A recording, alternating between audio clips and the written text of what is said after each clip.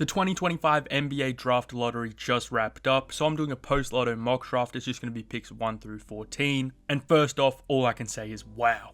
I did not expect that at all, and the rigged accusations will live on forever. 3 teams jumped, the tanking teams all falling, and having a terrible season just to end up with pick 5 to 8 is rough. This video is just going to be what I would do, not what I think will happen. I'd appreciate a like and subscribe. I'll have more draft content coming out soon, so stay on the lookout for that. And anyway, let's just get right into it.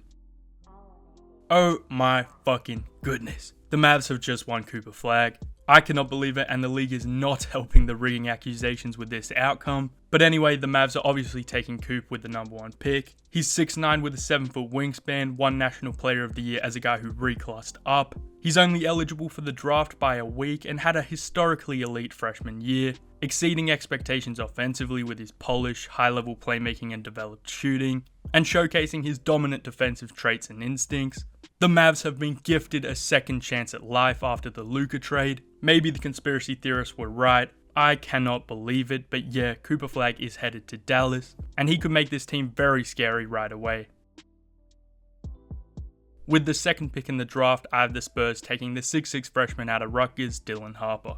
Now this is an interesting one, not because of the pick, I think Dylan should be the obvious choice, but rather what they do with it. Recent Giannis rumors have the Spurs as a leading destination, and a Wemby and Giannis duo would be insane. But for now, I like Harper as a real lead guard who pressures the rim at an astounding rate, can facilitate, and has shown promise as a shooter. I think Castle is more of a wing anyway, and I'm not confident Fox is the long-term answer. I think they might let him walk or trade him anyway. And if they keep the pick, Harper is too good of a prospect to pass up on, so I have Dylan Harper going to the Spurs at 2. Next up at 3, I have the Sixers taking Harper's Rutgers teammate Ace Bailey. I would seriously consider CMB here and just change my pick before recording this video, but right now I'm feeling Ace Bailey. He's an absurd shooter and shot maker at 6'9", and with his athleticism and flashes on both ends of the floor, he'd be a really fun and intriguing fit next to Embiid, Maxey, and PG2 I guess. I do think 3 is a bit high for me. Ace had significant struggles creating easy shots and getting to the rim, as well as with his decision making, but his upside is immense and he could thrive next to Embiid, so for now I have the Sixers taking Bailey at 3. Man, this lottery sucked for this next group of tanking teams who were all hoping for Cooper Flag just to get jumped by 3 teams. But right now at 4, I have the Hornets going with the upside and versatility of VJ Edgecombe. The Baylor freshman measured in at 6'4" barefoot, which was kind of surprising as there had been a lot of noise about him being shorter, but his explosiveness, feel, shooting and defensive upside make him worth taking at 4, and he could potentially go even higher. I really like the fit in Charlotte next to LaMelo and Brandon Miller, sliding into that 2 spot as a dynamic 2-way wing, who brings energy, athleticism and finishing.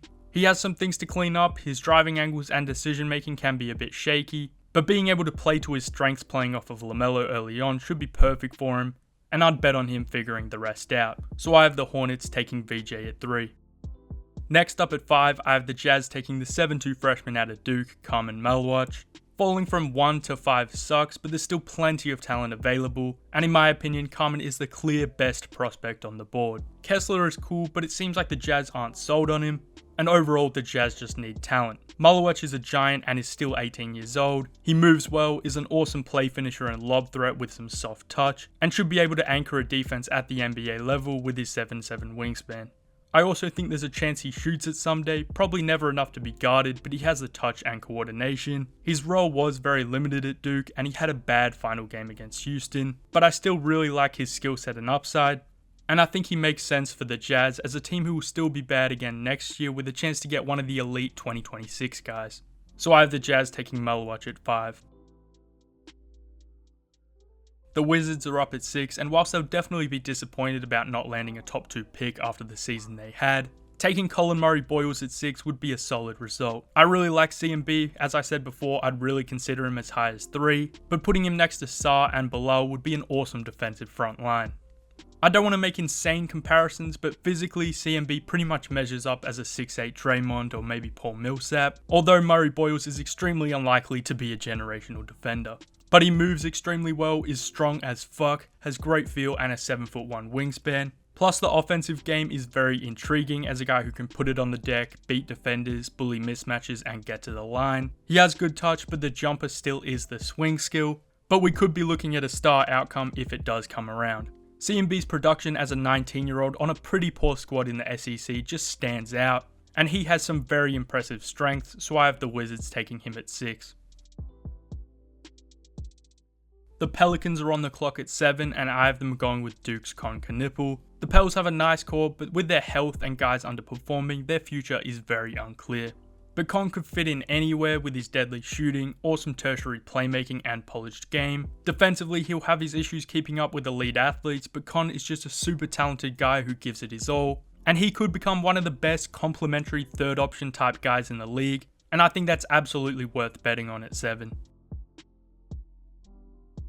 The Nets fell to 8, but in this one I still have them landing the tantalizing upside of Jeremiah Fears. He's an impressive advantage creator and passer with some high level shot making abilities that come and go. The 6'4 guard has a tough handle and genuine star traits with his burst, shiftiness and tough shot making ability. He does have a lot to clean up on both ends, and carrying a massive load early on will lead to some very rough stretches, but the Nets desperately need young talent, and Fear's upside is very promising. He's not going to save their franchise in a year like Coop could have, but he's an exciting talent that could be a huge part of their future.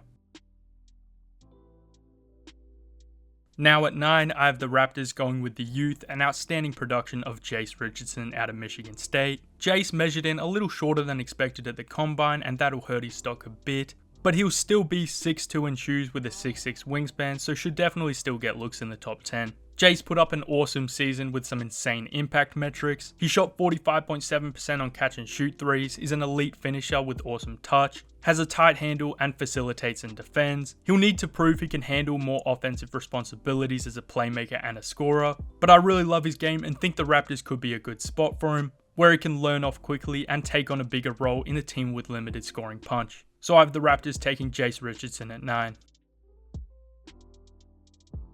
The Rockets are on the clock with pick 10 from the Suns, and I have them going with the elite shooting and tertiary playmaking of Trey Johnson. Trey has an argument for the best shooter in the draft, knocking down 38.4% of his threes off the bounce and 40.8% of his catch and shoot looks. Trey will likely struggle defensively, but Houston have the infrastructure to surround him with elite defenders, and with their offensive struggles, especially if they get rid of Jalen Green, they could use his high level shooting and shot making, so the fit just makes sense. So in this one, I have the Rockets taking the 6'6" wing out of Texas at pick 10.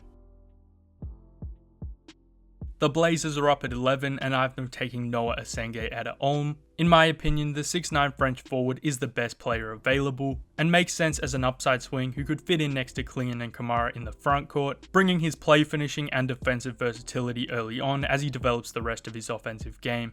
His production in a pro league as one of the youngest guys in the class is super impressive, and 11 is about as low as I would let him fall. He's super impactful on both ends, gets to the line at a ridiculous rate, and has tons of room to grow offensively, so I have the Blazers taking Asenge at 11.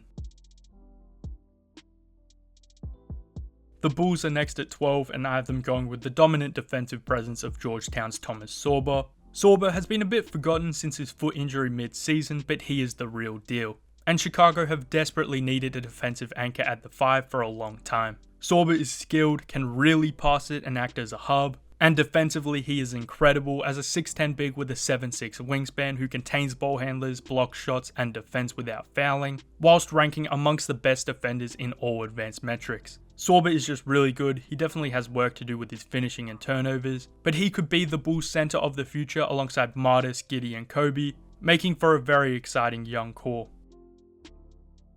The Hawks are up with pick 13 from the Kings, and I have them going with the 6'10 freshman out of Georgia, Asa Newell. Asa can flat out put the ball in the cup. He's a phenomenal athlete and play finisher and does a bit of everything, but definitely has his flaws. His athleticism helps a ton, but he still has a lot of work to do defensively in all aspects. I think his touch is good, I buy the shot long term and believe he's one of the best players available here. The Hawks have a lot of talent, especially from the wing positions, and they obviously still have Trey, but they 100% still need a big, and whilst Asa has his struggles defensively, he's definitely worth the investment at 13. The Spurs are back on the clock with the Hawks' final lotto pick, and I have them going with the intriguing upside of Derek Queen. The The 6'10 big is super skilled offensively, is a guy who can handle, finish inside, hit middies and really pass, and at times he moves like a guard, albeit a lot slower. Defensively, Queen was effective at the college level, but with his athletic limitations that could be an issue moving up to the league, and I also definitely see him as more of a 4 than a 5. So him ending up next to Wemby in San Antonio would be an ideal scenario for his development and translation. So I have the Spurs selecting Derek Queen at 14. Alright, that is it for this one. I made this video pretty quickly, so I'm not 100% on most of these picks and things can definitely change, but this is just how I'm feeling right now. The lotto results were shocking and this is going to be a really exciting pre-draft period, so feel free to subscribe to stay tuned to my content that should be more consistent now. We're closing in on 2,000 subs, I appreciate all the support, and anyway that's all I got. JB Hoops out.